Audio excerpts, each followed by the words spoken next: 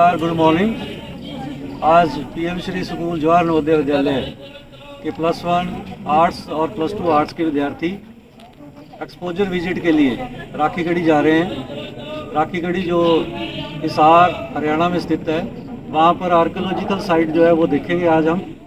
और हमने सब बच्चों को जो है ग्रुप में बांट दिया और ग्रुप में बच्चे जो है एक प्रोजेक्ट वर्क भी वहाँ पर करेंगे।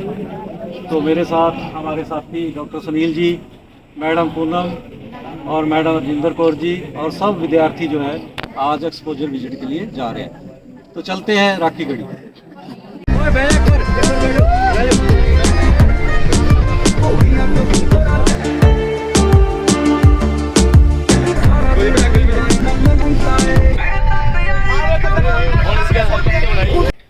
आखिरकार हम राखीगढ़ी पहुंच चुके हैं।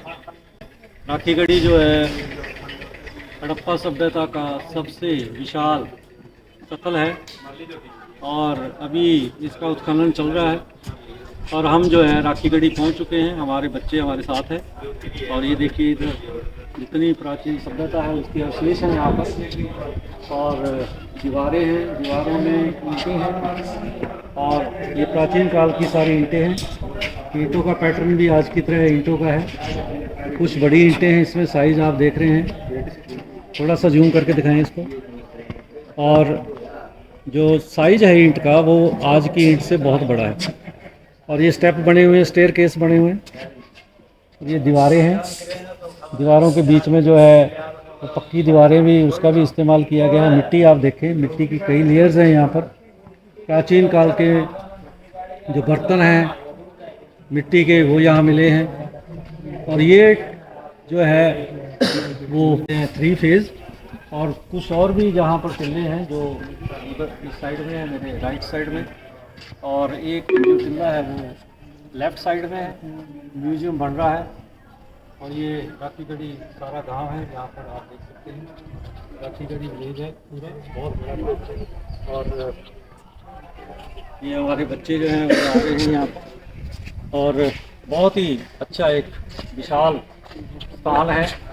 अगर इस साइड चलें हम तो हम पाएंगे कि यहाँ पर एक वेल है जो कुआं है प्राचीन काल का। इधर दिखाइए जूम कर। और पक्की ईंटों का इस्तेमाल हुआ है, बहुत ही बढ़िया सिमेट्री है यहाँ पर। और आजकल की तरह ही इतने उस समय के जो हमारे पूर्वज थे उनके ऊपर इतनी कला थी कि उन्होंने पक्की ईंटों का इस्तेमाल किया। पक्की ईंटें भी विशाल ईंटें हैं, आज की ईंटों से बहुत ही बढ़िया ईंटें और पत्थर की तरह काटा हुआ है उसको। और ड्रेनेज सिस्टम है, वहाँ देखिए ड्रेनेज सिस्टम है यहाँ पर। और ये प्राचीन घर है उधर साइड में, वहाँ दिखाइए जूम करके। तो ये पूरा एक किला है, किले को खोदा गया है और खोद को जो है ये चीजें यहाँ से मिला।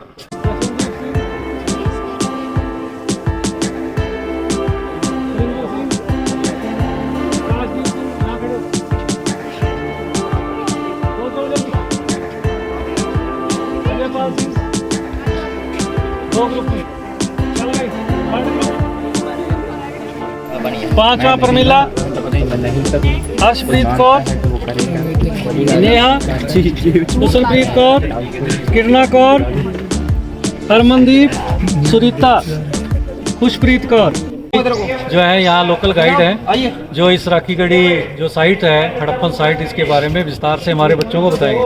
तो बच्चे आपके डाउट्स हैं वो क्लियर करने पहले ये बताएंगे कि क्यों ये इम्पोर्टेंस है, इसका सिग्निफिकेंस क्या है। जो आपको मैंने प्रोजेक्ट दिया है वो नोट करना है, ठीक है सर।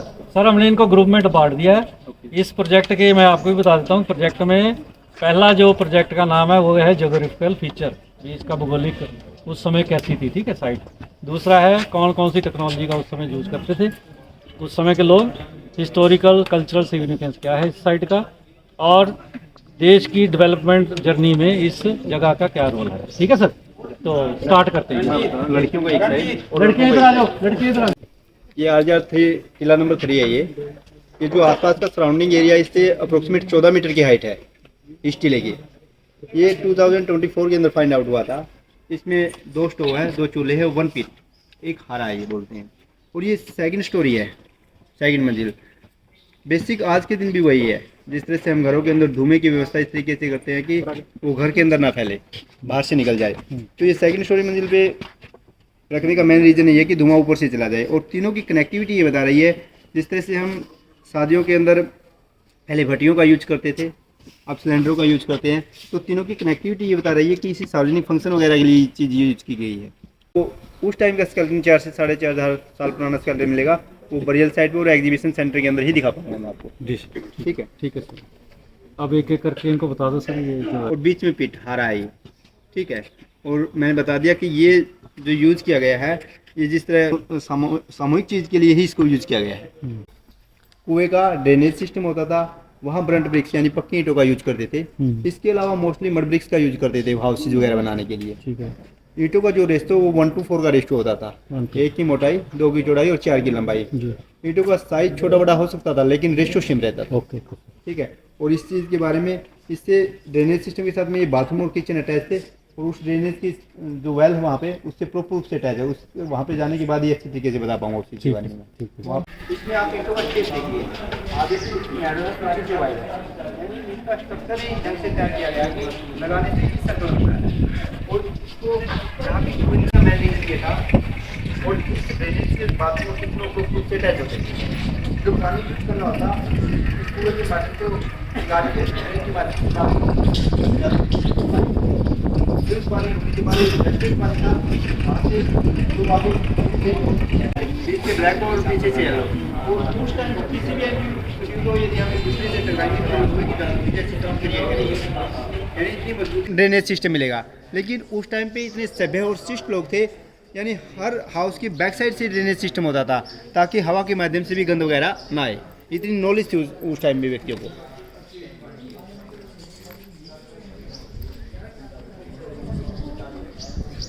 और जो ड्रेनेज सिस्टम मिला है, बर्निंग के जो अंश मिले हैं, मड ब्रिक्स हाउसेज है, चूल्हे पिट्स मिला है, कुआं, ड्रेनेज सिस्टम मिला, उसके हिसाब से हम गैस कर सकते हैं कि ये उस टाइम पे उनका लोगों का रेजिडेंशियल सेक्टर रहा होगा, रहने का स्थान रहा होगा।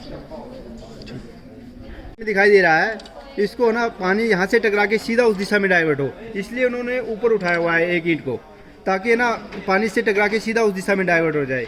इससे ये दर्शा रहा है कि वो हर चीज़ को व्यवस्थित तरीके से प्रॉपर रूप से मैनेज करके रखती थी हर चीज़ को। ये जिस तरह ऊपर है ना, यही इसी दिशा में डाइवर्ट हो सारा पानी, इससे टकरा के, यानी प्रॉपर रूप से मैनेज करके व्यवस्थित तरीके से हर चीज़ को रखती थी। पे आपको एग्जीबिशन सेंटर के अंदर इसकी पिक्चर दिखाई देगी, क्योंकि यहाँ पे 18 इंची सिक्योरिटी वॉल मिली है पक्की ईंटों की, वहाँ पे एग्जीबिशन सेंटर के अंदर उसकी पिक्चर लगी हुई है। और इसके साथ में एक ड्रेनेज सिस्टम मिला था, नली, और एक चूल्हा मिला था यहाँ पे। जैसे ये साइड है ना आगे बढ़ जाएगा तो इसको ओपन कर देंगे इस साइड को। अभी जिस तरह बरसात वगैरह की वजह से डैमेज है, इसलिए इसको कवर किया हुआ है, ढका हुआ है। 18 इंच सिक्योरिटी वॉल है, उसके साथ में ड्रेनेज सिस्टम और एक चूल्हा है। और वो सिक्योरिटी वाला वो इसीलिए एक दृष्टावती नदी के किनारे बसा हुआ था, जो सरस्वती नदी की सहायक नदी होती थी। और कोई भी नदी अपने साथ में पत्थर, कंकड़, रेती वगैरह भाग के लेके आती है। इसी चीज़ को प्रूव करने के लिए एएसआई की टीम ने आरजे टीला नंबर 1 पे एक ट्रेंच लगाई थी। वो अप्रोक्सीमेट 20 से 25 मीटर की गहराई तक गए थे, और उनको काफ़ी अंश फाइंड आउट हुए थे वहाँ से। जो रेती वगैरह टीला नंबर 2 है, उससे बगल से होकर गुजरती थी। और टीला नंबर 4 है ना, वहाँ बाकायदा उस नदी ने अपनी लेयर बनाई हुई है, क्योंकि कोई भी नदी रेगुलर बहती है तो अपनी लेयर बना लेती है, तो उसने बाकायदा अपनी लेयर वहाँ पे छोड़ी हुई है। तो वहाँ जाने के बाद ही उस चीज़ को मैं दिखा पाऊँगा आपको।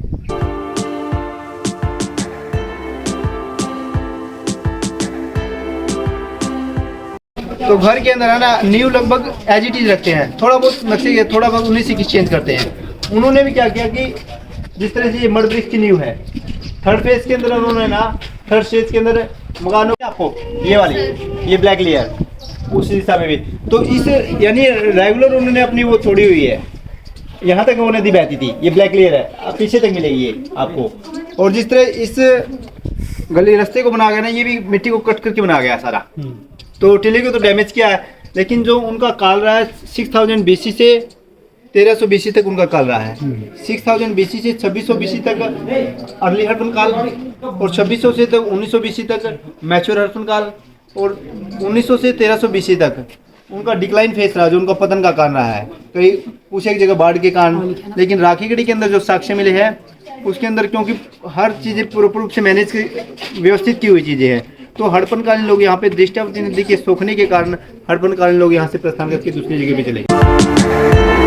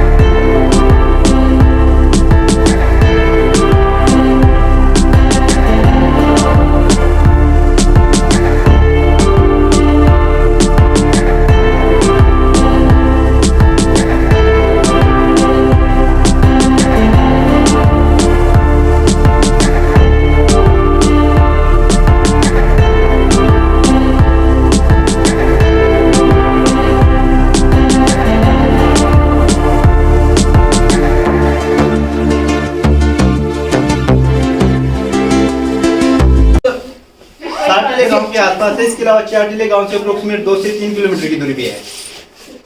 तो सबसे पहले 1969 के अंदर प्रोफेसर सुभाष जो के नेतृत्व में एक्सपेडिशन स्टार्ट हुआ था, उनको जो अवशेष मिले थे उन्होंने इस बात की पुष्टि की थी कि जो ये अवशेष है ये हड़प्पनकालीन प्रकृति के हैं।